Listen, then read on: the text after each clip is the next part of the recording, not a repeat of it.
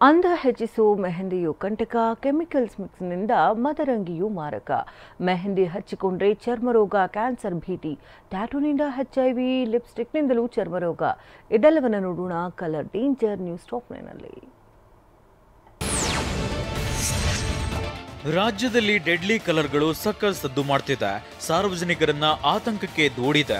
ಎಲ್ಲಿ ನೋಡಿದ್ರೂ ಕಲರ್ಗಳನ್ನ ಯಥೇಚ್ಛವಾಗಿ ಬಳಸ್ತಿದ್ದು ಸದ್ದಿಲ್ಲದೆ ಜನರ ಜೀವ ಹಿಂಡುತ್ತಿದೆ.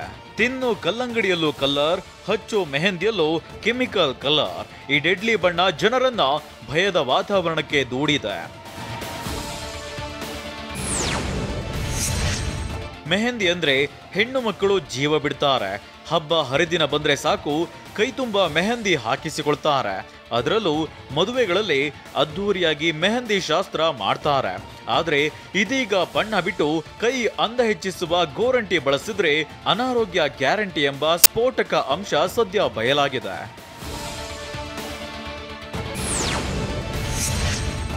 ಮೆಹಂದಿಗೆ ಅಪಾಯಕಾರಿ ಕಲರ್ ಬಳಕೆ ಆಗ್ತಿರೋ ಅನುಮಾನ ಶುರುವಾಗಿದೆ.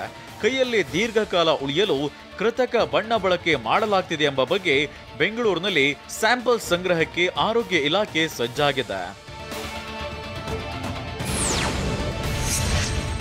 ಮೆಹಂದಿಗೆ ಸಡನ್ ಕಲರ್ ಬರಲು ಅಮೋನಿಯಾ, ಪಿಪಿಟಸ್ ಕೆಮಿಕಲ್ ಮಿಕ್ಸ್ ಮಾಡ್ತಾರಂತೆ.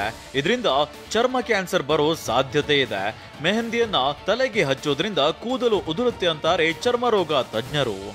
ಅದು ಜಾಸ್ತಿ ಕಲರ್ ಬರಲಿಲ್ಲ ಕಾರಣಕ್ಕೆ ಅದು ಕೆಮಿಕಲ್ಸ್ ಅಥವಾ PPTsಗಳು ಜಾಸ್ತಿ ಸೇರ್ಪಡೆ ಮಾಡ್ತಾರೆ. ಅದನ್ನು ಈಗ ನ್ಯಾಚುರಲ್ ಮುಂಚೆ ನಾವು ಗಿಡದಲ್ಲಿ ತೆಗೆದು ಮಾಡ್ತಾ ಇರಲ್ಲ ಆ ಮೆಹಂದಿಗೂ ಈ ಮೆಹಂದಿಗೂ ಭಾಳಷ್ಟು ವ್ಯತ್ಯಾಸ ಬರುತ್ತೆ. ಯಾಕೆಂದರೆ ಇದು ಕಲರ್ ಎದ್ದು ಕಾಣುತ್ತೆ. ನಿಮ್ಗೆ ಹಾಕಿದ್ದು ಸ್ವಲ್ಪ ಹೊತ್ತು ಆದಮೇಲೆ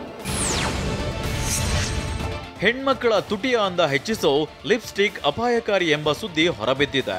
ಇತ್ತೀಚೆಗೆ ಅನೇಕ ಕಡೆಗಳಲ್ಲಿ ಬೀದಿ ಬದಿಯಲ್ಲಿ ಕಾಸ್ಮೆಟಿಕ್ಸ್ ಮಾರಾಟ ಮಾಡಲಾಗ್ತಿದೆ. ದೊಡ್ಡ ದೊಡ್ಡ ಬ್ರ್ಯಾಂಡ್ ಹೆಸರಿನಲ್ಲಿ ನಕಲಿ ಸೌಂದರ್ಯ ವರ್ಧಕಗಳನ್ನ ಮಾರ್ತಿದ್ದಾರೆ.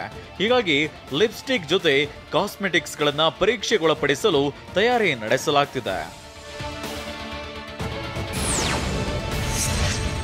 ಬ್ರ್ಯಾಂಡ್ ಹೆಸರಲ್ಲಿ ಕಳಪೆ ಮೇಕಪ್ ಐಟಂಗಳು ಮಾರಾಟವಾಗ್ತಿದೆ. ಇದರಿಂದ ಸ್ಕಿನ್ ಅಲರ್ಜಿ, ತುರಿಕೆ ಕಾಣಿಸಿಕೊಳ್ತಿದೆ. ಕಳಪೆ ಪೌಡರ್, ಐಲೈನರ್, ಕಾಜಲ್ಗಳ ಸ್ಯಾಂಪಲ್ಗಳನ್ನ ಟೆಸ್ಟ್ಗೆ ಕಳುಹಿಸಲಾಗಿದೆ. ಕೇಂದ್ರದ ಅಧಿನಿಯಮಕ್ಕೆ ಒಳಪಡಿಸಲು ಆರೋಗ್ಯ ಇಲಾಖೆ ಪತ್ರ ಬರೆದಿದೆ. ಹಲವು ಸೌಂದರ್ಯ ವರ್ಧಕಗಳು ಅಪಾಯಕಾರಿಯಾಗಿದ್ದು ಬಳಸುವ ಮುನ್ನ ವೈದ್ಯರ ಸಲಹೆ ಪಡೆಯುವುದು ಉತ್ತಮ.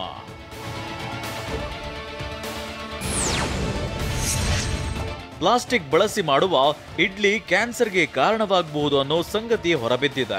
ಈ ಬಗ್ಗೆ TV9 ಅಭಿಯಾನದಿಂದ ಆರೋಗ್ಯ ಇಲಾಖೆ ಪ್ಲಾಸ್ಟಿಕ್ ಬ್ಯಾನ್ ಮಾಡಿತ್ತು. ಇದೀಗ ಬೆಂಗಳೂರಿನ ಹಲವೆಡೆ ಪ್ಲಾಸ್ಟಿಕ್ ನಿಷೇಧಕ್ಕೆ ಮಿಶ್ರ ಪ್ರತಿಕ್ರಿಯೆ ವ್ಯಕ್ತವಾಗಿದೆ.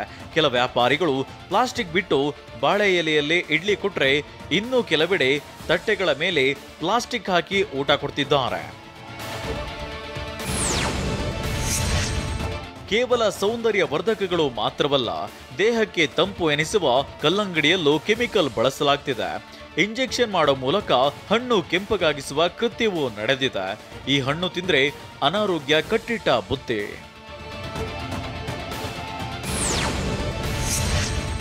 ಬಾಗಲಕೋಟೆಯಲ್ಲಿ TV9 ರಿಯಾಲಿಟಿ ಚೆಕ್ ನಡೆಸಿದೆ.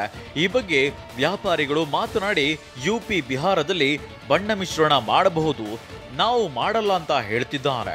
ಇನ್ನು ದಾವಣಗೆರೆಯಲ್ಲಿ ಹಣ್ಣನ್ನ ಖರೀದಿಸುವ ವ್ಯಾಪಾರಿಗಳೇ ಹಿತಾಪತಿ ಮಾಡುವುದು ಅಂತ ರೈತರು ಆರೋಪಿಸಿದ್ದಾರೆ.